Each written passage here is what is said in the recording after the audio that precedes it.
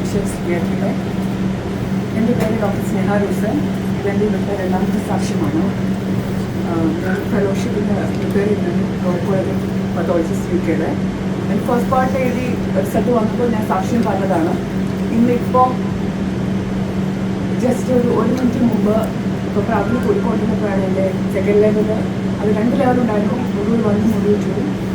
അത് first attempt തന്നെ like ഒരു ഓൾമോസ്റ്റ് എല്ലാം കൂടി 9 months പ്രിപ്പറേഷനിൽ എനിക്ക് 2 ലെവലും ഫസ്റ്റ് ചാൻസിൽ തന്നെ എനിക്ക് പാസ്സാവാൻ പറ്റി.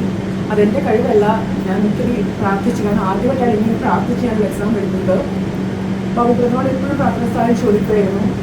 കാരണം ഈ 2 മൊഡ്യൂൾ ഒന്നും ചെയ്താൽ എനിക്ക് ഭയങ്കര ടഫാണ്. ഞാൻ എഴുതണ്ടാവുള്ളൂ. എല്ലാവരും സാധാരണ ഇപ്പോൾ UK ട്രെയിൻ കാൻഡിഡേറ്റ്സ് പോലും 2 മൊഡ്യൂൾ 2ആയിട്ടാണ് അതും മൾട്ടിപ്പിൾ അറ്റംപ്റ്റ്സ് എഴുതിയ ശേഷമാണ് എല്ലാവരും പാസ്സാവാറ്. ഞാൻ അത് എഴുതിയ ആൾക്കാരോടൊക്കെ കൺസൾട്ട് ചെയ്തപ്പോഴും എല്ലാവരും 3rd അല്ലെങ്കിൽ 4th അറ്റംപ്റ്റിൽ മാത്രമാണ് എക്സാം പാസ്സാവാറുള്ളത്. ആ ഒരു സാഹചര്യത്തിൽ സമീക്ഷത്തിൻ്റെ മാതാവ് അതെനിക്ക് ഫസ്റ്റ് അറ്റംപ്റ്റിൽ തന്നെ പാസ്സാവാൻ പറ്റി. ഞാൻ എക്സാം എഴുതിയപ്പോൾ എൻ്റെ കാശ്മീറും എൻ്റെ മാലയിൽ ധരിക്കുകയും ഈ ജപമാല എൻ്റെ കയ്യിലുണ്ടാകുകയും ചെയ്തിരുന്നു. സാധാരണ ഇങ്ങനെ ഒരു ഇൻ്റർനാഷണൽ എക്സാം എഴുതുമ്പോൾ അവരൊരു മാറ്റം പറയേണ്ടതാണ്. പക്ഷെ ആരും എന്നോട് ചോദിക്കുകയും ചെയ്തില്ല നിങ്ങളുടെ കയ്യിലെന്താണ്. ഞാൻ ആ 4 മൊഡ്യൂളും ഞാനിത് കൈ പിടിച്ചുകൊണ്ടാണ് എഴുതിയത്. ഫസ്റ്റ് മൊഡ്യൂൾ 1ൻ്റെ സെക്ഷൻ A ആണ് ഞാൻ ഏറ്റവും കൂടുതൽ പ്രിപ്പയർ ചെയ്തത്. അതായിരിക്കും ഞാൻ ഏറ്റവും കൂടുതൽ എളുപ്പമായിരിക്കുമെന്ന് ഞാൻ പ്രതീക്ഷിച്ചത്. പക്ഷെ ആ എക്സാം എഴുതിയപ്പോൾ എനിക്ക് മനസ്സിലായി. കാരണം ഞാൻ അത്യാവശ്യം ഒരു ദിവസം 3-4 മണിക്കൂർ കുറഞ്ഞ് ബാക്കി സമയം മുഴുവൻ പ്രാർത്ഥിക്കുകയും പഠിക്കുകയും ചെയ്തിട്ടാണ് ഞാൻ പോയത്.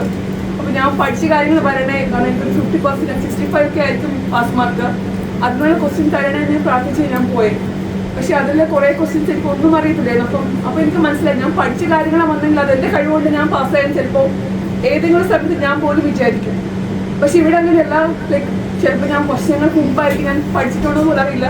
കുറേ കാര്യങ്ങൾ എനിക്കിങ്ങനെ ഈവൻ സം ക്രൈറ്റീരിയാസ് പോലും അതിൻ്റെ പേരുകളാണ് ഞാൻ ഈ എക്സാമിന് വേണ്ടി ഒരിക്കൽ പോലും ഞാൻ ഒന്ന് റിവൈസ് പോലും ചെയ്യാത്ത കാര്യങ്ങൾ എനിക്ക് ഓർമ്മിപ്പിച്ച് മാതാവ് തന്നു. ഞാനിപ്പോഴും ഉടുമ്പ് ഞാൻ കൊണ്ടുവരുന്നു. ഞാൻ അവിടുന്ന് ഇറങ്ങുമ്പോൾ ഞാൻ പ്രാർത്ഥിച്ചു, ഇനി ഈ കോളേജിലേക്ക് ഞാൻ കയറുമ്പോൾ fellow of royal college of pathologist ആയിട്ട് മാത്രമേ എന്നെ തിരിച്ചു കൊണ്ടുവരാവേ മാതാവേ എന്ന് ഞാൻ പ്രാർത്ഥിച്ചിട്ടാണ് 2 ദിവസവും ഞാൻ ഇറങ്ങിയത്. ഇപ്പോൾ എനിക്ക് ആ റിസൾട്ട് തന്ന അമ്മ മാതാവ് ഞങ്ങളുടെ കുടുംബത്തെ ഒരു ഇനി എനിക്ക് ഇതുപോലെ ഇരുന്ന് പഠിക്കാൻ പറ്റില്ല. ഞാൻ മാതാവിന് ഞാൻ പറഞ്ഞു. അത്രയും ഒരു മാസങ്ങളായിട്ട് ഞാൻ ഓരോ കാര്യത്തിലും വർക്ക് ചെയ്തു പഠിക്കുകയും മാത്രമേ ചെയ്തുള്ളൂ, പ്രാർത്ഥിക്കുകയും. അതുപോലെ ആ ഏപ്രിൽ എന്ന് വെച്ചാൽ എനിക്ക് ഞങ്ങളുടെ ഡിപ്പാർട്ട്മെൻറ്റിൽ 2 ഡോക്ടേഴ്സ് ഒരേ സമയം ലീവായി. അപ്പോൾ എനിക്ക് ഒരു തരത്തിലും പഠിക്കാൻ പറ്റില്ല. കാരണം എനിക്ക് വർക്ക് ലോഡ് ലൈക്ക് 24/7 ഞാൻ വർക്ക് ചെയ്യേണ്ട ഒരു സിറ്റുവേഷൻ ആയിരുന്നു. എനിക്ക് ഒട്ടും സമയം ഉണ്ടായിരുന്നില്ല പഠിക്കുവാനും. ഇപ്പം ലാസ്റ്റ് മൊമെൻറ്റിലെ റിവിഷൻ ഭയങ്കര ഇമ്പോർട്ടൻ്റ് ആണ്. അപ്പോൾ ഞാൻ വിചാരിച്ചില്ല, കാരണം ആരും അത്ര സപ്പോർട്ടീവ് ആയിരുന്നില്ല അവിടെ. പക്ഷെ അമ്മ മാതാവും ഈശോയും നമ്മുടെ കൂടെ നിൽക്കുമ്പോൾ അതുപോലെ പ്രാർത്ഥിച്ചുകൊണ്ട് നമ്മുടെ കൂടെ ഒരുപാട് നമ്മുടെ ജീവിത പങ്കാളിയും മാതാപിതാക്കളും സഹോദരങ്ങളും ഒക്കെ നമുക്ക് സപ്പോർട്ടായിരിക്കുമ്പോൾ ബാബുബ്രനോട് ഒത്തിരി നന്ദി പറയുന്നു. ഇപ്പോഴും ഞാൻ ബ്രദറിങ്ങനെ മെസ്സേജ് അയക്കും, ബ്രദർ ഇങ്ങനെയാണ്, ബുദ്ധിമുട്ടാണ്. പക്ഷേ ഉടമ്പടി എടുത്തിരിക്കുന്ന ആ ധൈര്യവും ജപമാല കൂട്ടായ്മയിലും മധ്യസ്ഥ പ്രാർത്ഥനയും എനിക്ക് ഒത്തിരി കോൺഫിഡൻസ് ആയിരുന്നു.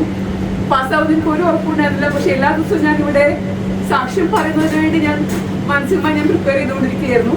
ഇങ്ങനെ വിജയം തന്ന അമ്മ മാതാവിനും ഈശോയ്ക്കും ഒരുപാട് നന്ദി.